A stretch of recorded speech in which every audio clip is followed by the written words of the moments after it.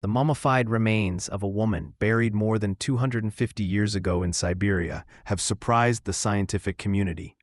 This finding stands out not only for her excellent state of conservation and the ritual objects that accompanied her, but also for what revealed her DNA. Her parents were close relatives. This discovery is key to understanding the social and spiritual practices of one of the indigenous peoples of Northeast Asia.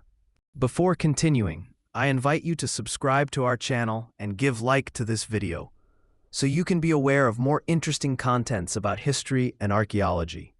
Don't miss it. A study, published in Nature, analyzed the ancient DNA of 122 individuals of Yakuto origin, buried between the 15th and 19th centuries in Yakutia.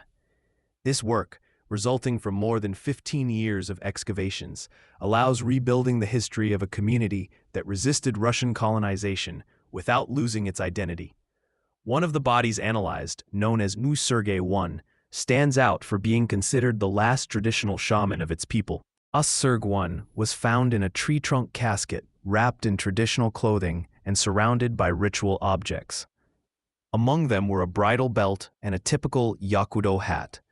In addition, the remains of 3 slaughtered horses were found next to her tomb, adding a symbolic element to her burial. What made this case unique was not only the symbolic elements, but its genetic burden. UsSergue's was discovered to be the most consanguineous person in the entire sample, implying that it was the daughter of second-degree relatives. This finding puzzled the researchers, as similar levels of inbreeding were not detected in other burials linked to shamanism. Despite this level of kinship, it cannot be said whether it was socially accepted in its time. However, its lineage is revealing. It was a direct descendant of 17th-century leaders of the Bozakov clan. Its tomb, rich in elements, suggests that it was seen as a figure of authority and respect in its community. The analysis of the remains of UsSergue's is part of a broader set of researches on Yakutos. Unlike what usually happens in conquest contexts, this study showed a surprising genetic stability over 4 centuries, despite Russian colonization and its effects. The extreme climatic conditions of the region contributed to this stability. Extreme cold and difficulty in establishing crops made a massive colonization unfeasible. Instead of a replacement, there was a forced association, where the Russians depended on local structures to access resources.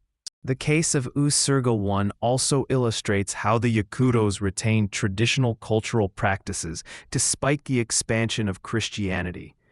Their funerary troupe contained objects with a strong indigenous symbolic burden, indicating an attempt to preserve spiritual traditions in the face of new beliefs.